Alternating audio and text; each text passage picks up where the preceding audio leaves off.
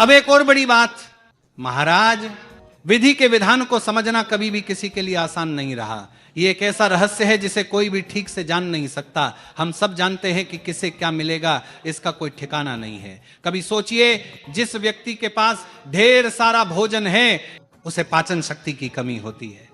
वहीं दूसरी तरफ जिस व्यक्ति को पाचन शक्ति बहुत अच्छी होती है उसे खाने का मौका नहीं मिलता। भगवान की यह लीला कितनी अजीब है, कभी समझ में नहीं आता कि उनका विधान क्या है।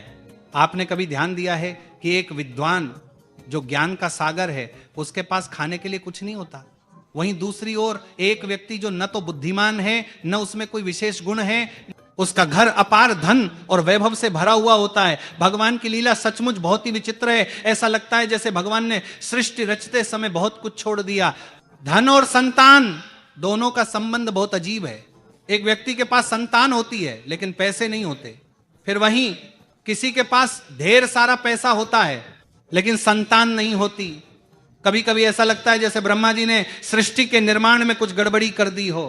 आप देखिए, सोने का कितना सुंदर रंग होता है लेकिन उसमें अगर कोई खुशबू होती तो कैसा होता। या फिर चंदन के पास जो खुशबू है, अगर उसमें फूल भी होते तो कितना और सुंदर होता।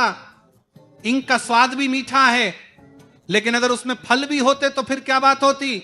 महाराज, पर भगवान की लीला देखिए, उन्होंने इन सब बातों को छोड़ दिया। न चंदन में फूल दिए, न सोने में खुशबू दी, न विद्वानों को धन दिया। सच में ब्रह्मा जी ने इस सृष्टि में बहुत कुछ मिस कर दिया। जितने बड़े विद्वान होते हैं उतने ही दरिद्र होते हैं, और जितने तेजस्वी होते हैं उनकी उम्र उतनी ही कम होती है। समाज में यही चलन है। ऐसे बहुत से विद्वान होते हैं जो महाभारत जैसे ग्रंथों को कंठस्थ करते हैं जैसे, लेकिन उन्हें किसी के निमंत्रण पर ही भोजन मिलता है। यही है इस संसार का खेल, यही है विधि का विधान। अब जरा ध्यान दें, महाप्रभु के घर की स्थिति कैसी थी। जहां ज्ञान, भक्ति और वैराग्य की मूर्ति स्वयं विराजमान थी, वहीं घर में धन का नामो निशान नहीं था। एक नवविवाहित अवस्था, एक बूढ़ी मां और एक पत्नी जो लक्ष्मी जैसी थी, फिर भी घर निर्धन था। मगर निमाई पंडित को इससे कोई फर्क नहीं पड़ा।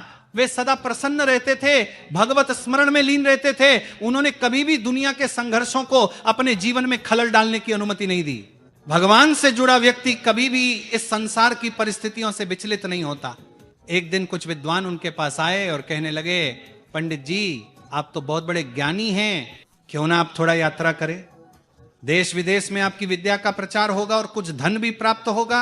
निमाई पंडित ने अपनी मां से अनुमति ली और अपने योग्य शिष्यों के साथ पूर्व बंगाल की ओर यात्रा पर निकल पड़े। लक्ष्मी देवी को अपने पिता नीला के घर भेज दिया। वह बड़ी सौम्य, सहनशील और पतिव्रता स्त्री थी जिन्होंने कभी कोई शिकायत नहीं की। इन दिनों सरकारी वेतन जैसी कोई व्यवस्था नहीं थी। पाठशालाओं में केवल श्रद्धा और दान पर निर्भर रहते थे। लेकिन निमाई पंडित को भगवान में पूरा विश्वास था। उन्होंने कभी भी दुनिया की चिंता नहीं की। वे निडर और संतुष्ट थे क्योंकि उनका ध्यान केवल भगवान की भक्ति और ज्ञान पर था। पूर्व बंगाल में जब निमाई पंडित पहुंचे तो उनका हर जगह स्वागत हुआ।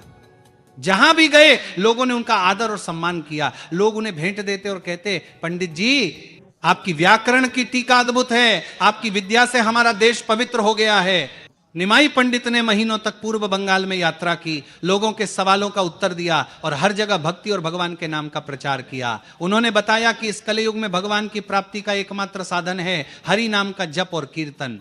निमाई पंडित ने स्पष्ट रूप से कहा, सतयुग में ध्यान, त्रेता युग में यज्ञ और द्वापर युग में पूजा होती थी, लेकिन कलयुग में केवल हरि नाम से ही भगवान की प्राप्ति हो सकती है। उनका मानना था कि हरि नाम ही वह सच्चा मार्ग है जो हमें भगवान के करीब ले जाता है। महाराज, एक दिन कांत के पास एक तेजस्वी ब्राह्मण उनके पास आया। वह रोते हुए उनके चरणों में गिर पड़ा।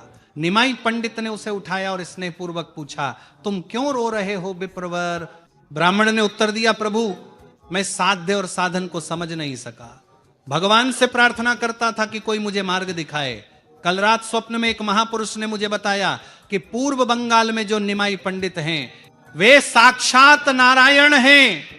मुझे उनके पास जाना चाहिए, वे मेरी शंका का समाधान करेंगे। निमाई पंडित मुस्कुराए और बोले, आप पर भगवान की कृपा है इसलिए आपने यह स्वप्न देखा, आपका अंतःकरण पवित्र है। उन्होंने ब्राह्मण से पूछा, तुम्हारा नाम क्या है? ब्राह्मण ने कहा, मेरा नाम तपन मिश्र है। निमाई पंडित ने कहा, तपन मिश्र, कलयुग में केवल एक ही साधन है, हरि नाम का जप और हरि नाम का कीर्तन। यही साधन है, यही तरीका है।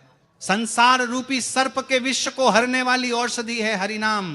तपन मिश्र ने कहा, प्रभु अब मुझे कोई शंका नहीं रही, मुझे अपने चरणों से दूर मत कीजिए। निमाई पंडित ने कहा, अभी नहीं विप्रवर, पहले तुम काशी जाओ और वहां निवास करो, कालांतर में मैं वहां आऊंगा। यह बात सुनकर तपन मिश्र ने प्रणाम किया और काशी लौट गए। अब एक और बड़ी बात, महाराज, लेकिन भगवान की लीला देखिए। जब निमाई पंडित घर लौटने की तैयारी करने लगे तो उससे पहले ही उनकी पत्नी लक्ष्मी देवी पति के वियोग में संसार से विदा हो चुकी थी।